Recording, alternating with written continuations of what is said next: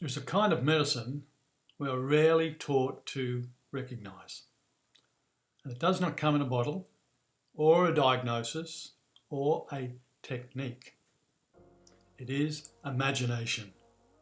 Not fantasy, not escape, but the quiet, intelligent capacity to reshape how we experience reality from within.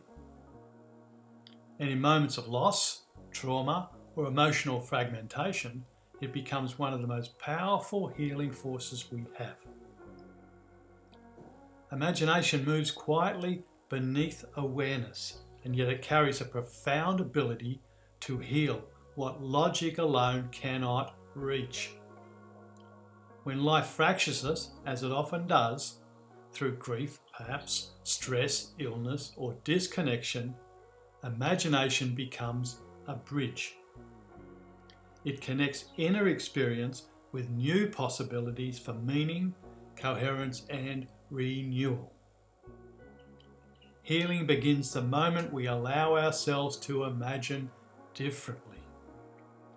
Inside this inner theatre of images and symbols, pain is not erased. It is transformed. A wound becomes a landscape. Grief becomes weather. Hope becomes a small flame held carefully in cupped hands. Something shifts when suffering is given symbolic form. It becomes livable. It becomes speakable. It becomes movable. It becomes creative. Shaun McNiff writes, "Art heals by carrying what is troubled into the realm where it can be released." Imagination does not force healing, it invites it.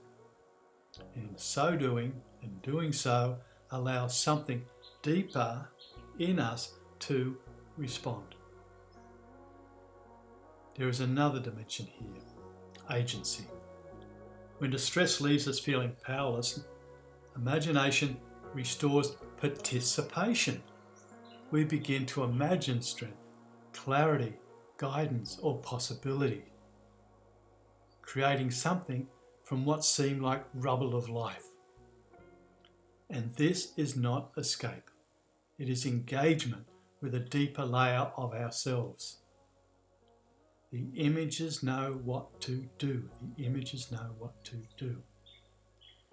Starhawk puts it simply, the imagination is our ability to envision a better world. Healing then is not only recovering from the past, it is the ability to sense wholeness before it fully arrives, to release life differently inwardly before it changes outwardly.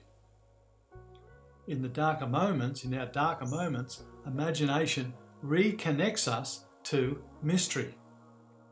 It opens pathways to myth, ritual, and something ancestral in us that remembers meaning. And when we imagine ourselves held by nature, by spirit, by community, something in the nervous system softens. The body remembers rhythm again. Ultimately, imagination heals because it reawakens life's creative impulse. It reminds us that transformation is possible, that suffering can become meaning-making, and that within each of us lives an artist, a creative artist, capable of shaping even pain into something quietly beautiful. If this speaks to you, you're welcome to subscribe for more explorations at the intersection of creativity, healing, and consciousness. Subscribe, make a comment. I'd love to hear from you.